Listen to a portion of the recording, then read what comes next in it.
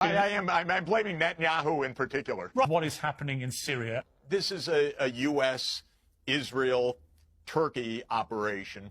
It is part of Netanyahu's long-term game plan that goes on for 30 years to overthrow governments throughout the Middle East that back the Palestinian cause.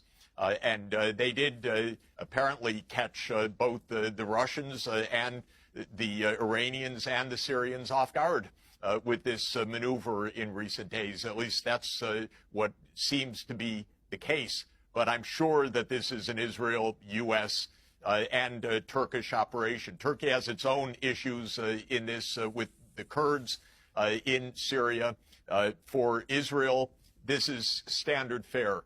Overthrow governments in the neighborhood, expand the war, draw the United States in, and the U.S. Is always available at Israel's behest to play games and expand wars. And that's what we're seeing right now. From what we can gather of sporadic and, of course, very incomplete reports, I don't think that this is going to topple Assad. There are reinforcements pouring in from Iraq, probably from Iran, probably the Syrian forces as well internally are regrouping after having been caught by surprise. But this is essentially at the core a Netanyahu operation. And wars are not fought out of sentiment.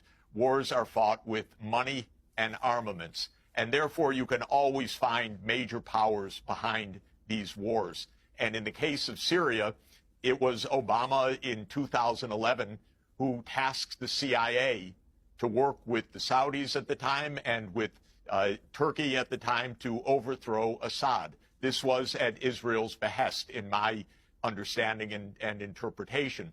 But it required billions of dollars from the U.S., from Saudi Arabia, from Turkey, havens in Turkey, and so forth. And this is the normal point.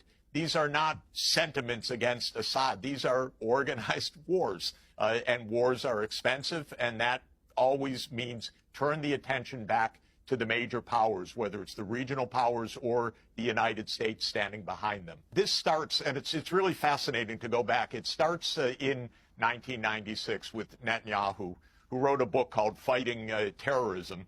And the thesis of the book is quite straightforward and very dangerous. He says, you know, there's Hamas, there's Hezbollah, they oppose Israel. It's not good for us to fight them directly. That won't work.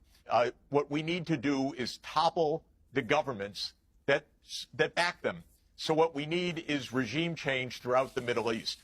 And he actually gave a long list of 7 countries that included Syria, Libya, Iraq, Iran, Somalia, Sudan, and Lebanon. And systematically, the United States has done Netanyahu's bidding for almost 30 years now, going to war with every one of them, except for the big one that Netanyahu so much longs for, which is the war directly between the United States and Iran. What we're watching is this crazy Netanyahu idea of regional war so that Israel can have its greater Israel, as they call it. In other words, everything is to stop the Palestinian cause, and the U.S. keeps being involved in these wars. And there was Jake Sullivan again today explaining, yeah, terrorists.